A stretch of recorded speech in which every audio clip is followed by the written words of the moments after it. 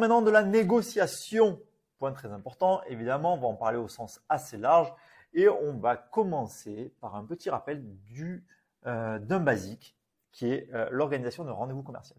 Un rendez-vous commercial se passe en 5 étapes. Il est nécessaire de respecter ces étapes parce que votre client va recevoir des informations de votre part tout au long du rendez-vous. Il faut que cette information elle soit construite si vous voulez que votre client accepte ce que vous lui dites. Donc, on démarre évidemment par une présentation. Ensuite, on a une étape très importante qui est la découverte du client. On va reformuler toute cette information qu'on a reçue pendant la découverte, qu'on va concrétiser sur une proposition, qu'on va finaliser sur un closing. La négociation, c'est 3 grands pôles, 3 grands espaces, techniques, stratégies, tactiques qui sont aussi importants les uns que les autres. Il va falloir, en tout cas, qu'on en parle puisque c'est avec ces tactiques, ces techniques et ces stratégies que vous allez pouvoir, vous, en les identifiant, répondre à votre client. Alors, avant de négocier quoi que ce soit, il faut que vous et votre client soyez là pour la même chose. Dans la logique d'atteindre ce même et unique objectif, cet objectif commun que vous allez partager avec votre client, qui est soit de vendre, soit d'acheter, mais en tout cas, il faut que vous partagiez cet objectif. Si votre client n'est pas vendeur, il n'y a pas de négociation possible. Il n'y a rien à négocier en fait. Si votre client n'est pas acheteur, vous pourrez lui présenter tous les biens de Marseille, de Aix, d'Aubagne, de Paris, il n'achètera rien du tout. Vous ne partagez pas d'objectif commun commercial ensemble. Donc l'OCP, objectif commun partagé, il est très important et on va en tout cas l'identifier dans chacun de nos rendez-vous. Est-ce que tout se négocie? Non, évidemment, tout ne se négocie pas. À vous de déterminer ce qui se négocie ou se négocie pas dans votre environnement commercial. À vous de dire non, ma com, je la négocie pas. Ma commission, elle n'est pas négociable. Elle a 5%. Derrière, il y a un apport de service. Il y a de la matière humaine, digitale, matérielle que je vais mettre à la disposition de vous, chers clients. Donc, c'est 5% pour ça. Il y a une partie qui peut être non négociable. Ok, on peut transiger là-dessus. Monsieur le client, ok, je vous accorde cela en contrepartie de ça. On ne cède jamais rien en contrepartie de rien, évidemment. Donc oui, cher client, ok, moi je vais investir sur votre projet immobilier, je vais faire venir un photographe professionnel, je vais même y ajouter la visite virtuelle à une seule et unique condition, c'est que je sois en exclusivité le seul professionnel à m'occuper de votre projet immobilier. Et enfin, il y a des points qui vont être négociables avec votre client, que vous allez pouvoir aborder avec lui. Ok, je vais continuer à investir votre projet, je vais vous faire cadeau le photographe professionnel, ça me coûte de l'argent de faire intervenir un photographe professionnel, mais je vous l'offre, etc. dans le cadre de notre collaboration commerciale. Ok, n'oubliez pas un point important, on ne cède rien en contrepartie de rien. Ok, si votre client souhaite obtenir quelque chose, pas de souci. Ok, alors on démarre plutôt sur cette logique de prix, ou bien vous me donnez cette exclusivité. Ok, soyez créatif en tout cas sur ce que vous allez pouvoir proposer en contrepartie à votre client. Les rapports de force, très important les rapports de force puisque vous allez rapidement comprendre que parfois vous serez en position dominante, parfois vous serez en position de faiblesse et que il va falloir trouver des solutions pour parfois renverser la tendance ou bien la préserver simplement.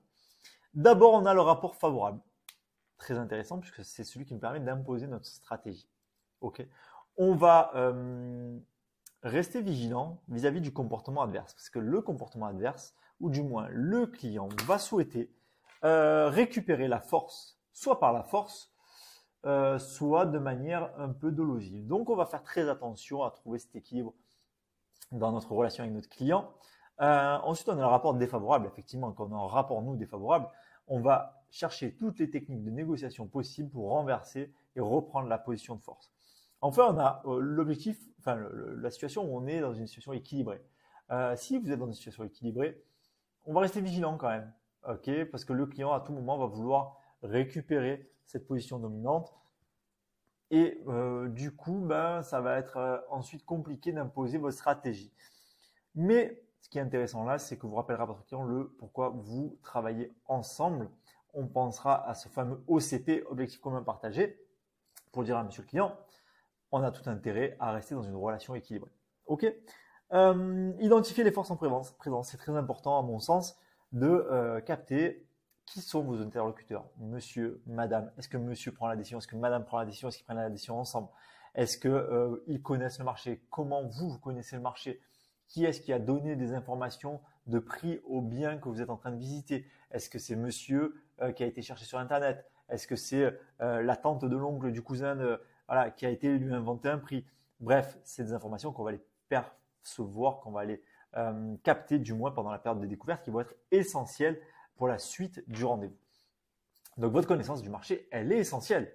C'est pour ça que tous les jours on est sur le terrain, c'est pour ça qu'on fait la prospection téléphonique, c'est pour ça qu'on va capter de l'information pour connaître notre marché, pour être des spécialistes de notre marché et créer cette fameuse asymétrie du renseignement. Que le client comprenne que quand il voit un spécialiste du marché immobilier et qui peut vous faire confiance. Quand vous allez chez votre garagiste, quand vous faites intervenir un menuisier, un carreleur, un plombier, vous savez naturellement qui va vous apporter une technique que vous ne maîtrisez pas. Ok, c'est son métier. Maintenant, vous allez l'interroger sur ses références, etc. pour savoir si vous pouvez avoir confiance en lui. Le client va faire de même avec vous en fait. Ok, la force, vous pouvez aller la chercher, ou du moins elle va être renforcée dans l'idée du client par le fait que vous ayez déjà un vécu professionnel ou que vous ayez déjà échangé, préparé votre rendez-vous et que vous lui apportez cette matière. Ok, effectivement, le bien du voisin il a déjà été vendu à tel prix, on a déjà vendu dans l'équipe sur le bâtiment d'à côté, la résidence d'à côté, à tel prix, etc. Bref, en tout cas, cultivez ce rapport de force. Celui qui détient la force impose la stratégie. Et évidemment, vous devez la détenir. On a plusieurs stratégies de négociation. La première, c'est la stratégie de compétition, la deuxième de coopération, la troisième de compétition. Alors, la stratégie de compétition, elle est souvent appliquée lorsque vous avez un rapport de force favorable. J'imagine ça la plupart du temps avec ces fameux coureurs qui sont au départ d'une course, qui se regardent tous. Et là, on est dans la compétition, c'est que le plus fort gagne, hein. Ok, que le meilleur gagne, que le plus fort gagne. Le premier qui passe la ligne d'arrivée, il a gagné.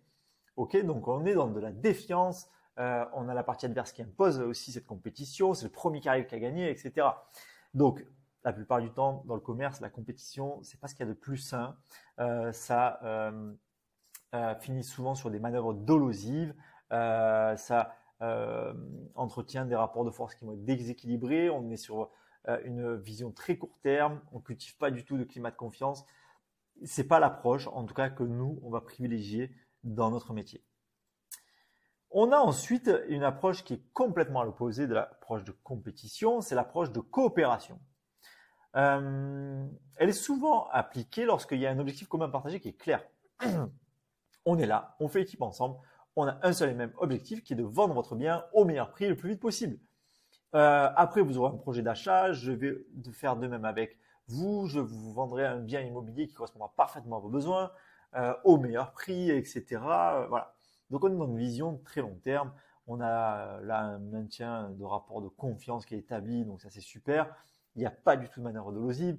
Il y a un climat de confiance à l'étape pure, c'est super, c'est génial. Ok, bon, évidemment, on rêve tous de ça. C'est une stratégie qui est privilégiée par l'ensemble des négociateurs la plupart du temps, mais en réalité, seulement 12% des négociations seraient réellement coopératives. Pourquoi? Parce que la plupart du temps, on est dans une logique de coopétition. Tout le monde n'est pas que dans la compétition, tout le monde n'est pas que dans la coopération. On va alterner entre les deux, compétition, coopération. Et du coup, effectivement, on a un objectif commun qui est clair, qui est partagé, c'est celui de vendre au meilleur prix le plus rapidement possible. On est sur une vision moyen terme. On se teste d'abord pour savoir si on peut aller un peu plus loin. Il n'y a pas de stratégie de compétition. Et l'idée, donc, effectivement, pour vous, c'est de maintenir cette attention sur la partie adverse. Comment la maintenir?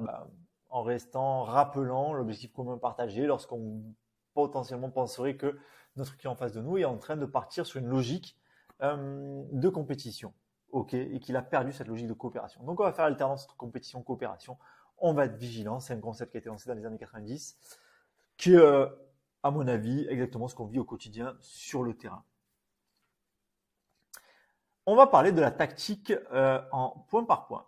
La tactique en point par point, c'est une tactique qu'on utilise très, très, très régulièrement dans notre métier. C'est une technique qui permet de valider un enchaînement de sujets les uns après les autres, soit ascendant avec des sujets qui sont les plus acceptables d'abord pour finir sur les sujets les plus difficilement acceptables, soit descendant, difficilement acceptable en premier et plus facilement acceptable en dernier. Concrètement, ça se retranscrit avec un client à qui on va proposer, une fois qu'on a fait une belle découverte, une belle reformulation, monsieur le client, j'ai bien compris vos besoins, voilà ce que je peux vous proposer aujourd'hui. C'est bon, je peux prendre votre bien, déjà commencer à échanger avec mes principaux acquéreurs et voir ce que ça peut donner. Voilà, là, j'ai pas besoin de mandat, je ne donne rien du tout, etc. Bon, là, je suis pas sûr par rapport au point qu'on a évoqué que j'ai un acquéreur dans mon portefeuille qui puisse être intéressé. Néanmoins, ce que je peux faire par contre, parce que on a touché 1894 une quarantaine d'acquéreurs chacun, on est une centaine, donc je peux aussi donner l'information de votre bien à l'ensemble de mes collègues, une centaine chez 1894, et voir s'il y a de la matière. Là, c'est juste un mandat simple. Est-ce que ça vous va? Oui? Bon. Par contre, on peut ajouter autre chose. Voilà, vous êtes déjà sur le bon coin en commercialisation. Moi, je peux compléter votre commercialisation avec ce loger, Logikimo, Meilleur Agent, Bien Ici, Le Figaro. C'est des plateformes réservées aux professionnels où on rencontre des acquéreurs qui ont mûri leur projet, qui sont en acte d'achat à très court terme. Donc, je trouve que ça serait intéressant et pertinent pour vous, en tout cas, de compléter votre publication avec ces supports-là. Est-ce que ça vous convient? On reste sur un mandat simple et voilà. On ne remplit pas forcément les objectifs que vous m'avez déterminés de délai, etc. Mais au moins, je complète votre commercialisation et je vous aide. Oui, ça vous va? Ok. Maintenant, vous m'avez expliqué que vous aviez des délais très précis de vente. Moi, ce que je vous propose à ce moment-là, c'est qu'on fasse de votre produit un produit star. On prenne votre produit, on le mette en avant, on fait venir un photographe professionnel, on fait venir la visite virtuelle, je le mets en tête de liste sur les supports Se Loger, Logikimo, Le Bon Coin, etc. Je mets un panneau vendu à vendre sur le balcon, je partage et j'échange avec l'ensemble des négociateurs de 1894 et toute la base acquéreur de 1894. Il va y en avoir qu'un seul comme ça sur le marché. Je vais qualifier la demande de chacun des acquéreurs qui souhaitent visiter ce bien et je vais valider leur financement en amont. Voilà. Là, on est sur un produit star sur le marché. Il n'y en a qu'un. On crée un phénomène de rareté qui va créer de l'attrait sur votre produit et on va vendre très rapidement. Est-ce que ça vous va? Ah ben non, ça ne me va pas parce que l'exclusivité, vous comprenez, je veux être libre, etc. À ce moment-là, on peut revenir sur une semi-exclusivité à ce moment-là. Vous gardez la liberté de vendre, vous avez un client qui est intéressé, vous le rapatriez vers moi, je m'occupe de toute la partie administrative jusqu'à la vente et je fais une réduction de 50% de mes honoraires. Qu'est-ce que vous en pensez? Ah ben ok, semi-exclusivité, ça me va très bien. Ok. Si vous dites même non sur la semi-exclusivité, bon ben ok, on reste sur le mandat simple, je publie sur Ce Loger, Logikimo, etc.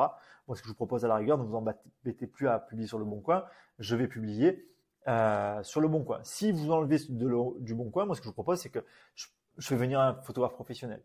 Qu'est-ce que vous en pensez? Ok. Et là, on valide. Ok. Et là, on ressort avec un mandat simple. Le principal, c'est de rentrer en clientèle avec l'idée de prendre un mandat exclusif. Si vous rentrez en clientèle avec l'idée de prendre un mandat exclusif, même s'il y a déjà des mandats en place, etc., vous ressortirez au pire des cas avec un mandat simple. Si vous rentrez en rendez-vous avec l'idée de prendre un mandat simple, vous ressortirez au pire des cas avec rien du tout. Bref, là on était en méthode ascendante. Ok, plus acceptable d'abord et plus difficile ensuite. Maintenant, on peut faire exactement la même chose dans Monsieur le client. Moi, ce que je vous propose par rapport aux besoins que vous avez sur votre projet immobilier, c'est de faire de votre produit un produit star. Je fais venir photographe professionnel, visite virtuelle, je mets un panneau vendu à vendre. On fait le maximum pour créer un phénomène de rareté sur votre produit et le vendre le plus rapidement possible dans les conditions que je vous ai énoncées. Est-ce que ça vous intéresse? Est-ce que vous êtes OK pour ça? Oui, allez, go. Sinon, on redescend comme ça jusqu'au mandat simple et à lui expliquer que, OK, je m'adapte à ce que à votre souhait, qui n'est pas forcément en corrélation avec les besoins de votre projet, puisque vos besoins, c'est de vendre vite, etc. Mais en tout cas, je m'adapte à vous, il n'y a pas de problème. Et puis, moi, je vous contacterai, etc., tous les vendredis pour faire un point sur votre produit. On avancera ensemble sur votre projet immobilier, etc. Bref, vous avez compris cette technique du point par point. En tout cas, une fois que le client vous a validé un point, il ne reviendra pas en arrière et vous serez sécurisé. Alors, on va parler des techniques de négociation. Il y a différentes techniques de négociation. Il y en a 4 grandes familles qui sont la démonstration, la persuasion, les rapports de force et la manipulation.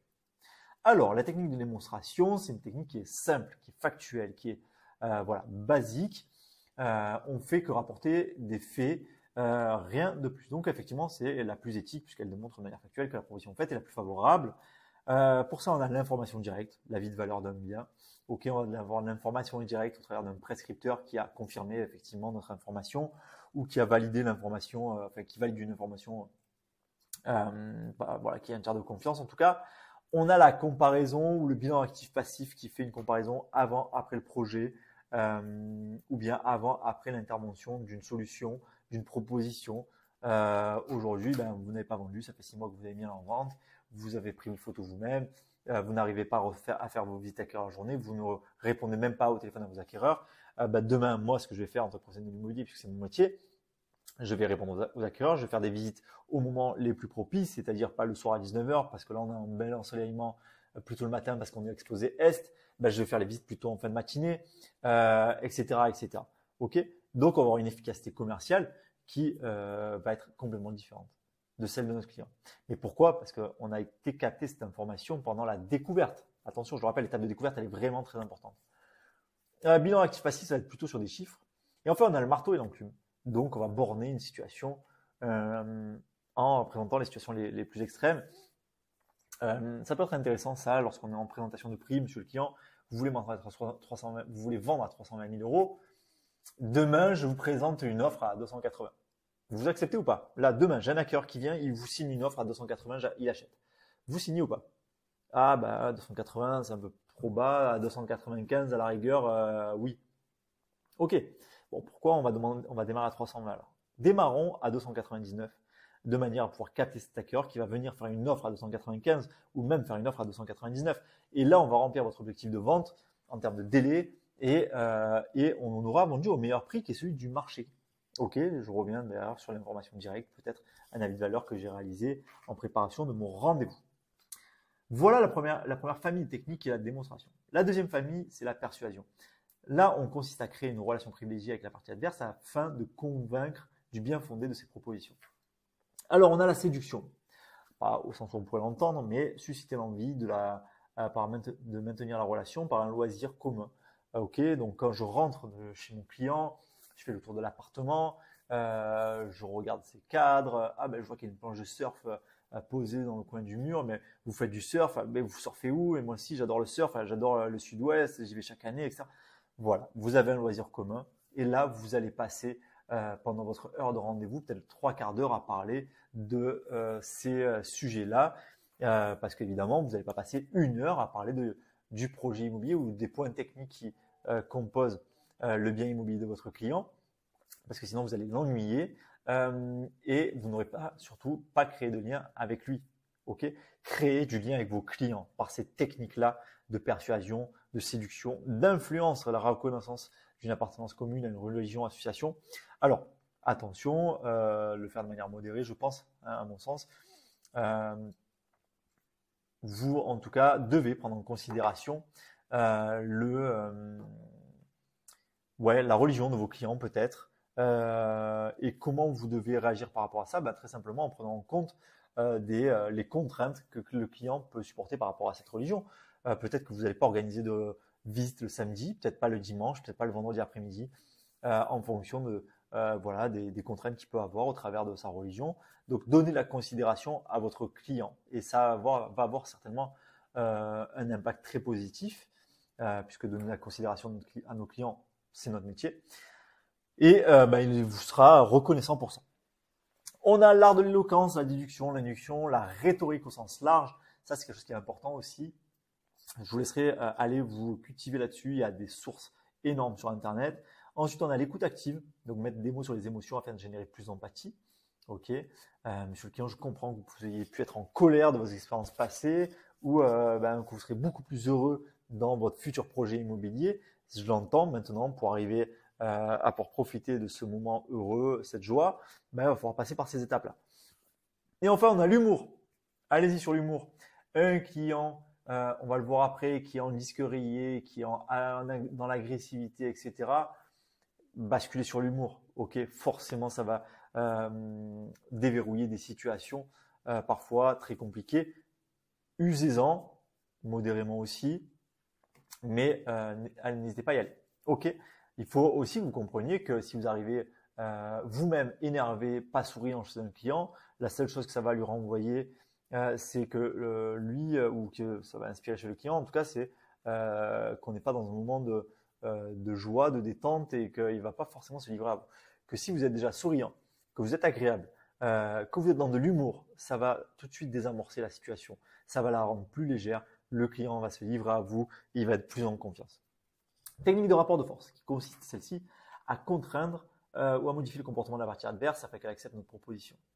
Alors, on a la technique, ça c'est des techniques qu'on va subir surtout, du punching ball, ok, l'harcèlement, l'agressivité. Il y a des clients qui, vous savez, vont arriver sur un projet et sur lequel il y a un passif qui est lourd, qui est dur à accepter pour eux. Et du coup, effectivement, ils vont être dans l'agressivité, ils vont pas être dans la joie. Donc, apportez-leur de la considération en découvrant le pourquoi du comment.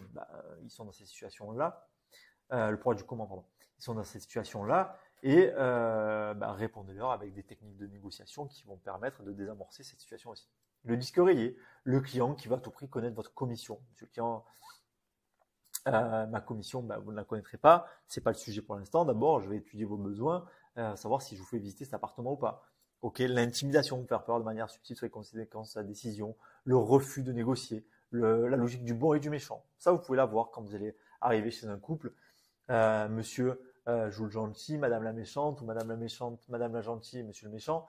Attention, on considère les deux quoi qu'il arrive. La décision se prendra certainement de manière collégiale, même s'il y en a un qui vous a donné par ego l'impression d'être celui qui décide. Ok ? Une fois que la porte est fermée et que vous êtes parti, peut-être que les choses s'inversent. Ensuite, on a la technique du faux pivot. La technique du faux pivot, qui est une des techniques donc, de manipulation qui consiste à modifier volontairement la perception objective de la partie adverse à son insu. C'est en gros de mettre l'accent et l'importance sur un sujet de second niveau pour faire passer le sujet de premier niveau. Imaginons que je veuille acheter un container de chandelier. Moi, ce qui m'intéresse, c'est le délai de paiement, pas forcément le prix. Je vais recevoir le commercial et pendant 1 heure, je vais lui demander de me faire un prix, de baisser le prix, etc. Il va me dire non, non, non. À la fin, je vais dire bon, écoute, tu baisses pas le prix, il n'y a pas de problème. Par contre, tu m'accordes des délais de paiement qui sont plus grands. Et là, peut-être qu'il va me dire ok, pas de problème, ça là-dessus, je peux, et ça. Voilà. C'était du faux pivot. Le désintérêt, le bluff ou le mensonge. Alors, le bluff ou le mensonge, on va pouvoir l'utiliser quand il est très compliqué de faire passer des offres. Je prends l'exemple d'un dossier. Vous avez un client qui veut vendre à tout prix à 310 000 €, pas 1 euro de moins, etc. Et vous recevez une offre à 290. Ok. Bon, monsieur le client, je vais vous rencontrer ce soir, etc. J'ai une très bonne nouvelle, j'ai une offre à vous présenter.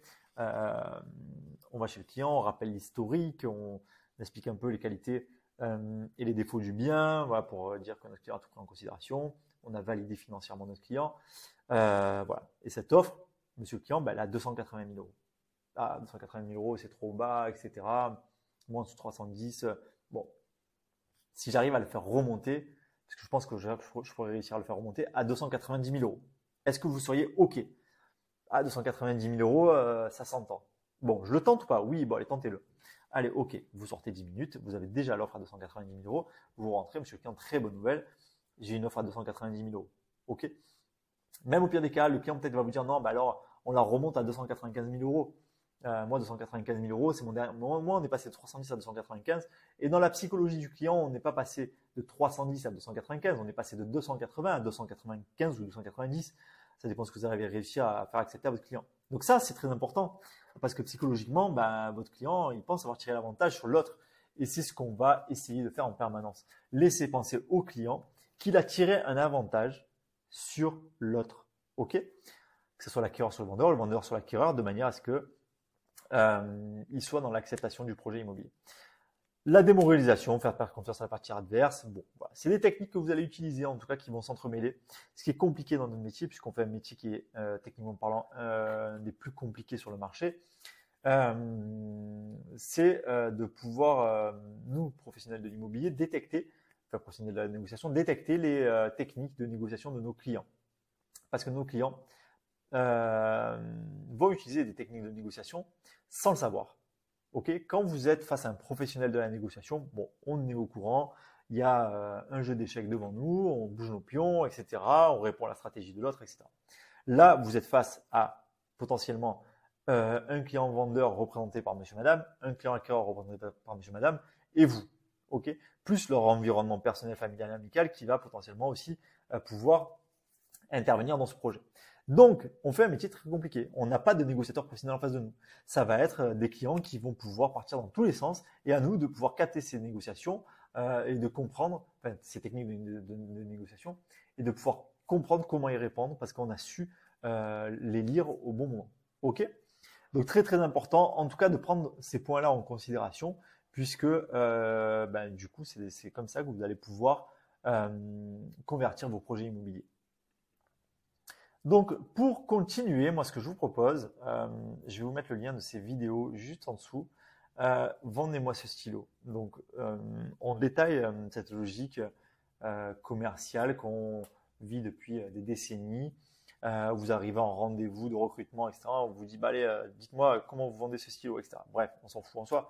Mais l'idée de vendre un stylo, c'est pas de vendre forcément un stylo, le produit en lui-même, c'est de vendre le besoin. Ce que ça va générer chez moi client que d'utiliser ce stylo en particulier ou de passer par vous, chef de projet en particulier, si demain j'acte un mandat de vente avec vous. Donc vous avez plusieurs vidéos que je vous propose de regarder tranquillement avant de passer à l'étape qui suit.